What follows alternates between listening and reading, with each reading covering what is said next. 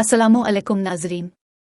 खबर शामिल करते हैं वकाड़ा से, जहां पर हमारे नुमाइंदे वहीद तारिक बलूच के मुताबिक पाकिस्तान मुस्लिम लीग नून के साबिक MPA चौधरी मुनीबुल हक ने कहा है कि आइन और कानून की पासदारी न करने वाले कौमी मुजरिम हैं, इक्तिसादी तबाही और अवाम में इंतशार की सियासत करने वाले नाम निहाद लीडर मुक ओ कौम के दुश्मन हैं, अवाम और कानून नाफिज करने वाले इदारों में तसादुम पैदा करने वाले मुक ओ कौम के खैरखा नहीं हो सकते।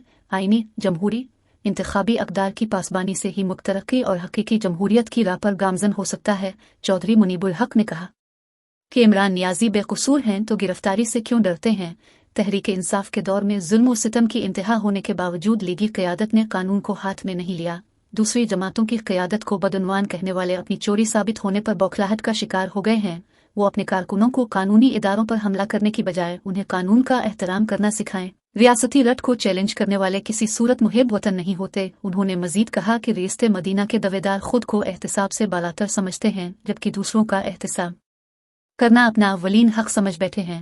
इसी सोच के बाइस आज सियासी तौर पर तन्हाई का शिकार है और कोई सियासतदान भी उनसे बातचीत करने को तैयार नहीं। अपने रियासत मदीना के दौरे हुकूमत में उन्होंने जो करप्शन के रिकॉर्ड कायम किया, उन्हें इस करप्शन का हिसाब तो देना पड़ेगा। मुल्क और कौम के पैसे को बाप दादा की जागीर समझकर इस्तेमाल करने वाले आज हिसाब किताब का जवाब देने के लिए क्यों तैयार नहीं है।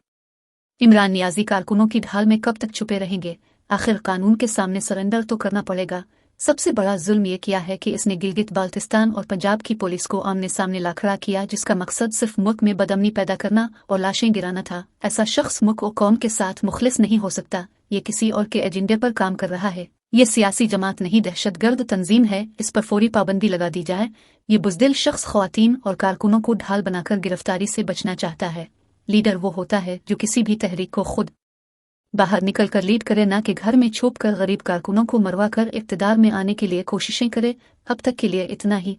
मज़ीद खबरों के लिए हमारे साथ रहें। ला निगहबान।